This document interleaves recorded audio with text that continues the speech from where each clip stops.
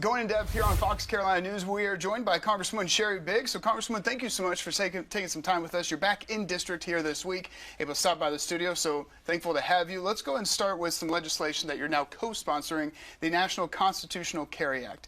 You've made a big part of your platform gun rights and the Second Amendment, advocating for that, but it comes in the same day as a shooting at Florida State University. So why do you think it's important to continue to sponsor this gun legislation in wake of so many tragedies, and why do you prioritize issues like this to make sure that you're backing?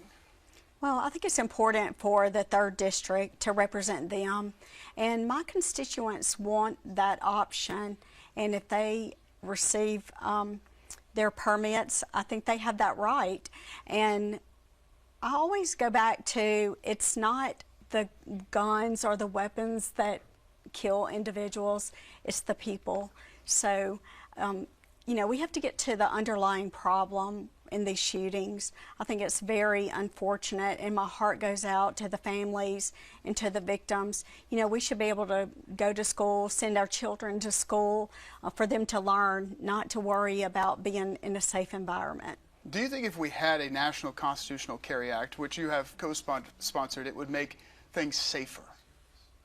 Well, I think those people prove that they're able to carry responsibly, and I think that is important. When it comes to tariffs, the president continues to go back and forth. What are you telling the people of the 3rd District when it comes to those tariffs, these uncertain times, about what prices may rise, what may fall, especially here in the upstate when manufacturing is such a key, vital part and employer, especially BMW, who has advocated for free trade? What is your message to those in District 3 about the tariffs and how this continues to go back and forth? Well, I've been communicating with my constituents, and this week I've been working in the district here in South Carolina, and we've had those conversations, and I think most of the constituents that I've talked to, they believe in what President Trump is doing. We didn't get in this situation overnight, and we're not going to be able to fix it quickly. And I trust in what the president's doing. We have to maintain those lines of communication and keep working through this.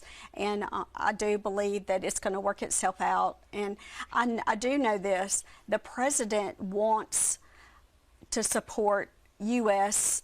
growth in our business and uphold our businesses, and he wants a strong economy, and that's exactly what we're working for.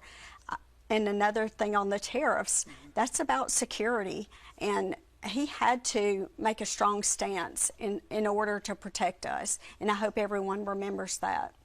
You've said in a recent interview that a lot of constituents have been asking about DOGE. How have you been responding to those questions and making sure that it is President Trump the one making those decisions, not Elon Musk? Also, when it comes to those cuts that have been made and they've had to retract, saying they've made those cuts by mistake, they've re-implemented them. There's a lot of concern about some cuts possibly being made that shouldn't be made, as well as veteran affairs and making sure that our veterans are taken care of. Right. Well, I don't think there's any question that our veterans are going to be taken care of, and the president has made that very clear.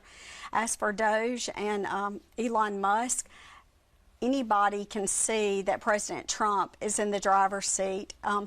Elon Musk is just helping the president. You know, the president has strategically placed cabinet members in those positions, and he has his own reasons. We are peeling back layers, and we're seeing the waste and fraud and abuse, and the president wants to put a stop to that.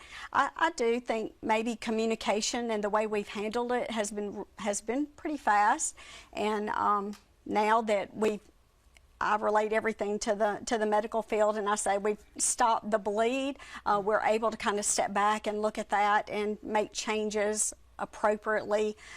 Maybe some cuts were too extreme, but we're kind of readjusting. But I do believe in the president, and we're making strides in cutting wasteful spending.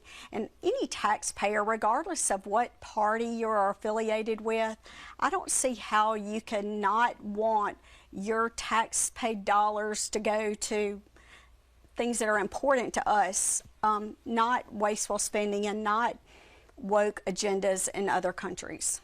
I think lastly here, 100 days in office. What is your biggest takeaway? You know, first-time Congresswoman, 100 days in office. What's your biggest takeaway?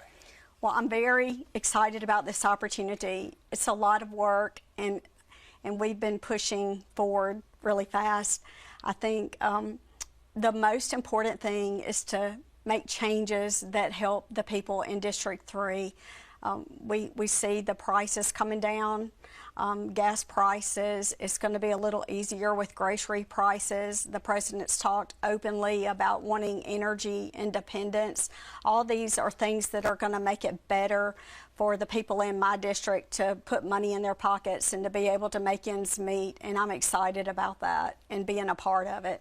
All right. Congresswoman Sheri Biggs of District 3, thank you so much. Thank you.